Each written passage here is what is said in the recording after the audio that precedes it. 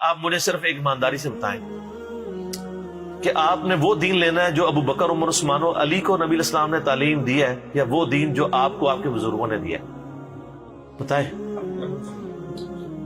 تو جب صحیح بخاری میں 1010 نمبر حدیث ہے کہ حضرت عمر کہتے ہیں اللہ جب تک تیرے نبی ہم میں موجود تھے ہم ان کے وسیلے سے تجھ سے بارش مانگتے تھے، اور وسیلہ پنجابی والا نہیں، ان سے دعا کرواتے تھے، وسیلہ شخصی۔ آج ہم تیرے نبی کے چچا کو لے کے آئے۔ اس وقت ہمارے بریلوی لوگ کدھر تھے کہ وہ ان سے کہتے کہ بھئی رسول اللہ کی قبر پہ جا کے مانگ لیں؟ یہ آپ کیا وہابیوں والا عقیدہ دے رہے ہیں؟ انا کننا نتوسل الیک بنبینا، پہلے ہم کرتے تھے، تو کیا آپ رسول اللہ کی بزرگی کے آپ قائل نہیں رہے؟ ان کو پتا تھا اب رسول اللہ کے ساتھ ہماری کمیونیکیشن نہیں ہو سکتی۔ اور مسلم شریف میں تو حدیث ہے ایک سفر میں جب پانی کم پڑ گیا تو حضرت عمر نے کہا یا رسول اللہ آپ پانی کا یہ پیالہ اس میں انگلیاں ڈالیں اور برکت جاری فرمائیں، تو انہوں نے نہیں کہا یا رسول اللہ قبر رسول پہ میں حاضر ہوں، جس نے وہ شیخ احمد رفاعی کا واقعہ لکھا ہے فضائل درود میں، شیخ زکریا کاندلوی نے اور فضائل سنن میں، کہ وہ 555 ہجری میں کہتے ہیں یا رسول اللہ قبر مارے سے ہاتھ باہر نکالنے میں نے بوسہ دینا ہے، تو کہتے ہیں 90,000 کی موجودگی میں ہاتھ باہر نکل آیا۔ 90,000 کی موجودگی میں اگر ہاتھ باہر نکلے تو کتنے بندے دیکھ سکتے ہیں اسے؟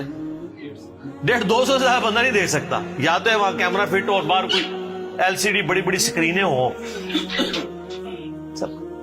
اور مسجد نبی میں تو 90,000 کا مجمع آج سے 100 سال پہلے بھی نہیں آتا تھا، یہ تو توسیع اب ہوئی ہے 80s کے اندر، سب کہانیاں۔ اور پھر سال لکھا ہے کہ وہ ان مجمع میں جو ہے نا وہ شیخ عبدالقادر جیلانی کا بھی نام ذکر کیا جاتا ہے، کول ہی ذکر کیتا جاتا ہے۔ یار میرا ایک معصومانہ سوال ہے، سیدہ فاطمہ تو حضور کی وفات کے بعد اس غم میں مر گئی ہے کہ میں اپنے باپ کو نہیں دیکھ پاؤں گی، ان کے دماغ میں یہ نہیں تھا؟ حضرت عائشہ سے کچھ ضعیف حدیث ثابت کریں جو اس قبر کے 7 اجرے میں رہی ہیں 47 سال تک وفات کے بعد، 58 ہجری تک، کہ کبھی انہوں نے نبی اسلام کو قبر پہ ملاقات کی ہو۔ یار ملاقات ہوئی ہوتی تو یقیناً وہ ذکر کرتی۔ اچھا حضرت عائشہ کو خواب میں دیدار مصطفیٰ کیوں نہیں ہوتا تھا؟ اور آپ سمجھ سکتے ہیں کہ کسی کو اور وہ چھپا جائے؟ صحابہ کرام تو ہر بات ظاہر کرتے تھے، جن کو زیارتیں ہوئی ہیں انہوں نے بتایا کہ ہمیں زیارت ہوئی ہے۔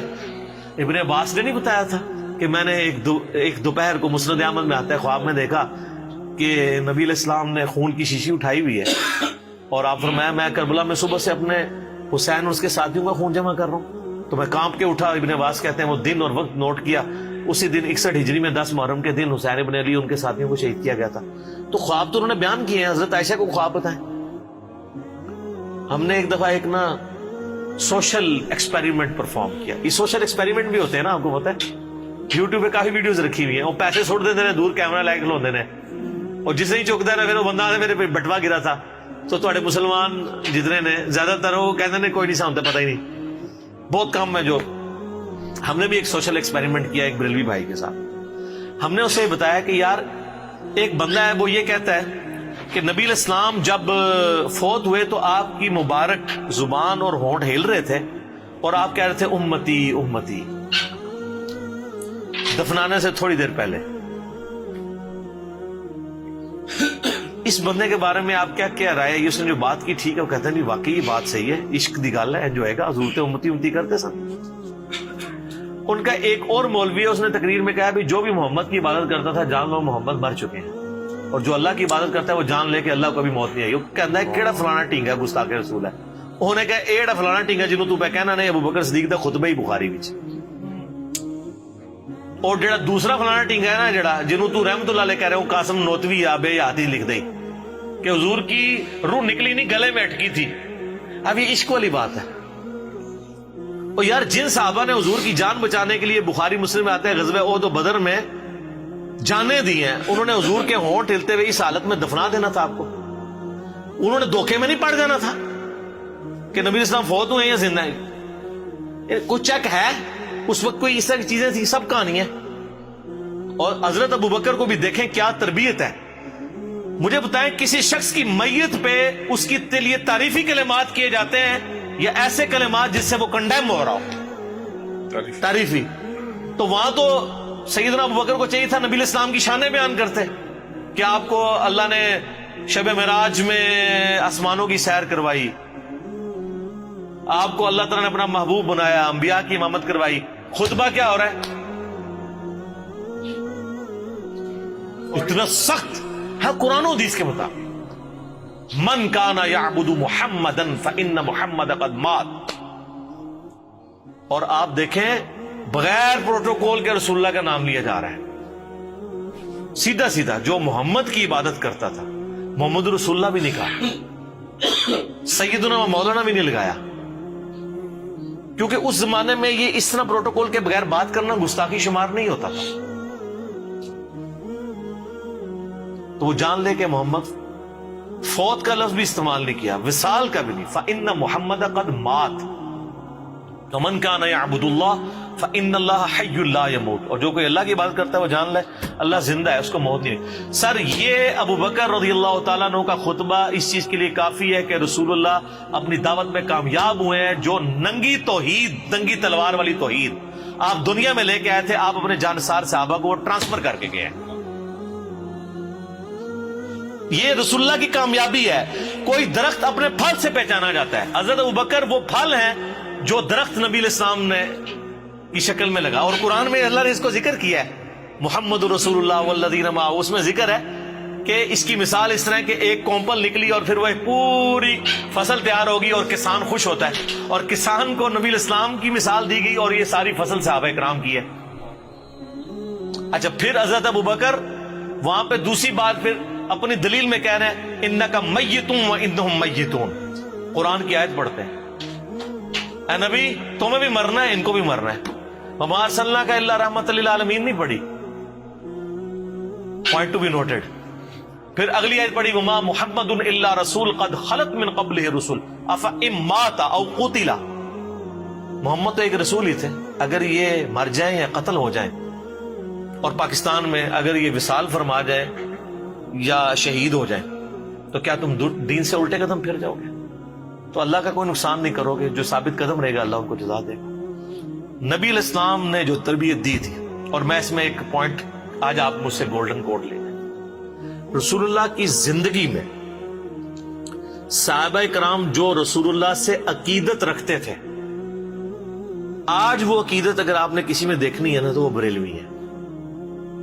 اور رسول اللہ کی وفات کے بعد صحابہ کرام جو رسول اللہ سے عقیدت رکھتے تھے, وہ عقیدت اگر آپ نے دیکھنی ہے تو وہ اہل حدیث ہے. سبحان. میں نے صدیوں کی ہزاروں صفحوں کی کتابوں کو ایک جملے میں سمو دیا. یہ جتنی عقیدت تھی آپ کی زندگی میں, آپ کے ساتھ ہمارا انٹریکشن تھا کہ وضو کا پانی نہیں گرنے دے رہے, ٹھیک ہے جی, بال مبارک. لیکن جیسے ہی رسول اللہ قبر میں گئے ہیں, صحابہ کرام کو پتہ چل گیا کہ اب ہم نے قبر سے نہیں مانگنا, قبر کی مٹی نہیں چاٹنی, آپ کی قبر پہ سجدہ نہیں کرنا, اور اسٹرکٹلی توحید کو فالو کرنا ہے. جو آج اہل حدیث رونا روتے ہیں, جس کی وجہ سے اہل حدیث کو وہ کہتے ہیں گستاخ رسول ہے. تو جو عقیدت رسول اللہ کی زندگی میں صحابہ کرام کی رسول اللہ کے ساتھ تھی, وہ بریلویوں میں. ہم اس عقیدت کو غلط نہیں سمجھتے, ہم اس عقیدت کو عین ایمان سمجھتے ہیں, لیکن اس کو اس غلوف کے درجے پہ نہ لے جائیں, اس کو اسی پروٹوکول کے ساتھ رکھیں. آج رسول اللہ زندہ ہوں تو واللہ میں آپ سے کبھی نہیں کہوں گا کہ آپ جا کے صلاۃ الحاجات پڑھیں. میں آپ کو شارٹ کٹ بتاؤں گا کہ بھائی صحابہ کا مسئلہ ہوتا سیدھا, یا رسول اللہ بارش نہیں ہو رہی, آپ نے تو کبھی نہیں کہا یار کعبے جا کے 2 نفل پڑھ اللہ کو مانگ, آگ نیچے نہیں ہے بارش شروع. صحیح بخاری, ایک صحابی کی ڈیوٹی لگائی, کام کر کے وہ قلعے سے چھلانگ لگائی, پنڈلی کی ہڈی ٹوٹ گئی. آپ کے پاس آئے عبداللہ ابن عتیق, اور اپنی پگڑی اتار کے انہوں نے اپنی پنڈلی باندھی ہوئی تھی. اسی ہونے تھے پہلے کہتے یا رسول اللہ لات پنوا لی تھوڑے پیچھے دیکھ لو, آ کے پوری رپورٹنگ کی, یا رسول اللہ آپ نے جو کام کہا تھا بتایا تک نہیں کہ میری پنڈلی کی ہڈی ٹوٹ گئی ہے. وہ تو حضور نے لنگڑاتے ہوئے دیکھا تھا, پر میں یہ کیا ہوا, کہ یا رسول اللہ چھلانگ ماری تھی تو میں اللہ کہتے ہیں دوبارہ کبھی درد نہیں ہوئی. مولا علی کے بارے میں بخاری مسلم میں غزوہ خیبر پہ شعبہ چشم میں آنکھیں ہی نہیں کھل رہی ہیں. تو رسول اللہ صلی اللہ علیہ وسلم جب تک زندہ تھے نا, آج بھی زندہ ہے اپنی قبروں میں آخرت کی زندگی کے ساتھ. اس دنیاوی زندگی میں تو اس کا پروٹوکول دنیاوی زندگی والا تھا, جیسے ہی قبر میں گئے تو آخرت کا پروٹوکول شروع ہو گیا. پھر صحابہ کرام نے وہ عقیدت رکھی ہے جو آپ علیہ السلام کی ڈیمانڈ تھی. سر یہ فرق ہے, یہ چیز نبی علیہ السلام کو دنیاوی بادشاہوں سے, دنیاوی لیڈر سے ممتاز کرتی ہے کہ دنیا میں اتنا کامیاب لیڈر کوئی نہیں آیا کہ جس نے ود ان 17 ایئرز جس کے فالوورز نے پوری دنیا کو تلپٹ کر دیا. ہزاروں سال کی سلطنت روما اور پرشین امپائر, رومن امپائر الٹ کے رکھ دیا, اور ایک سٹیچو بھی نہیں اپنے پیغمبر کا بنایا. اور سر ان سے پہلے کے بڑے بڑے لیڈرز کے سٹیچوز موجود ہیں, تصویریں موجود ہیں, لیکن جو ان سے بڑا لیڈر آیا ہے اس کے فالوورز نے اس کو دنیاوی لیڈر نہیں مانا, اللہ کا پیغمبر مانا ہے, اس کی تصویر بھی نہیں رکھی یار. ورنہ اس زمانے میں اتنے اتنے کاریگر لوگ تھے, تصویر بنانا کو مسئلہ, کتنے مصور تھے جو تصویریں بناتے تھے یار. ایک ہی تصویر ہمارے لیے رکھ لیتے, چلو ہم زیارت ہی کر لیتے, لیکن وہ پتا تھا کہ نبی علیہ السلام نے ان چیزوں سے منع کیا کہ بت پرستی اس سے داخل ہوتی ہے.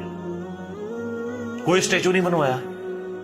تو یہ میرا جملہ یاد رکھیے گا, جو آج اہل حدیث جس عقیدت کا اظہار رسول اللہ سے کر رہے ہیں نا, یہی وہ عقیدت تھی جو صحابہ کرام کی وفات کے بعد ہو گئی تھی. وہ وضو کا پانی اپنے چہرے پہ ملنا, آپ علیہ السلام کا بلغم لینا, آپ کے بال مبارک سے عقیدت, یہ بھول نہیں گئے تھے, لیکن ان کو پتا تھا اب ہمارا کمیونیکیشن گیپ ہے, قیامت والے دن ملیں گے انشاءاللہ تعالی, پھر وہی کچھ کریں گے جناب کہ جو اس دنیا میں صحابہ کرام کرتے رہے. لیکن یہ ان لوگوں نے جس طریقے سے اس کو مس ہینڈل کیا ہے اور ان عقیدت کے واقعات کو سنا سنا کے اپنی چیزیں ثابت کرنے کی کوشش کی ہے, اور یہ ایک امیج دیا ہے کہ شاید ان باتوں کو وہ لوگ نہیں مانتے. سر وہ باتیں اس وقت کے لیے تھیں جو وقت تھا.